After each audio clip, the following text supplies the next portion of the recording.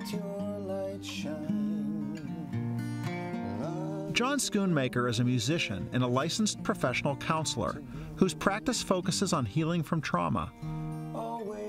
He suffered his own trauma while growing up in Ohio. So when I was a teenager, I was groomed and sexually assaulted by a trusted Catholic priest. Years later, Schoonmaker appeared before the Diocesan Review Board in Toledo, relieved to finally tell his story. But when he got there, he says the boardroom smelled like a fast food restaurant. Members were eating. One of them was knitting. I'm coming to tell the most horrific, awful thing that ever happened in my life, and it was their lunch meeting. And that's what it felt like.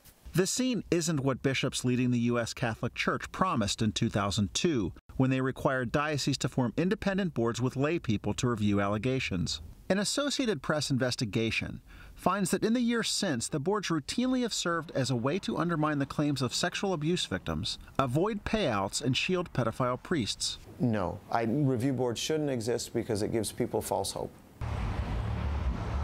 It did for Riley Kinn. Kinn was middle-aged before he revealed that a priest from his Ohio high school had sexually assaulted him. He says he wanted to get his abuse on record with the review board and ensure the priest wasn't near children. I never thought I'd tell anyone this. Let's try to make some good of it, and I'll tell everybody if I can. But he heard nothing for months. Finally, a letter arrived. The board had found his allegations unsubstantiated without hearing from him. They never got my input, and they give no explanation why. Asked about Kinn's case by the AP, the Diocese of Toledo responded with a statement in which it says, "One concern that weighed heavily was whether appearing before the review board could be harmful to or may re-victimize an individual." Dr. Jim Richter is a survivor of childhood sexual abuse who joined the St. Paul Minneapolis Review Board in 2016 following reforms in that diocese. You don't need to be an expert in Catholicism, nor do you need to be a cheerleader for the church in order to figure out if somebody has behaved like an irresponsible criminal human being. Kinn discovered that the board years ago found credible another accuser's allegations against the same priest, and the Toledo Diocese paid to settle a lawsuit. Joseph Schmelzer was later removed from ministry and included on the diocese list of credibly accused clergy. He's now living 100 miles away in Ohio farm country.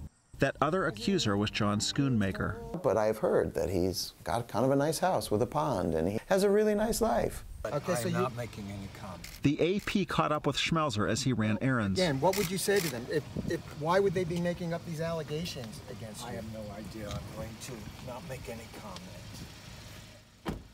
Kinn says he would welcome an apology from the church, but he's hoping for something else, to be heard.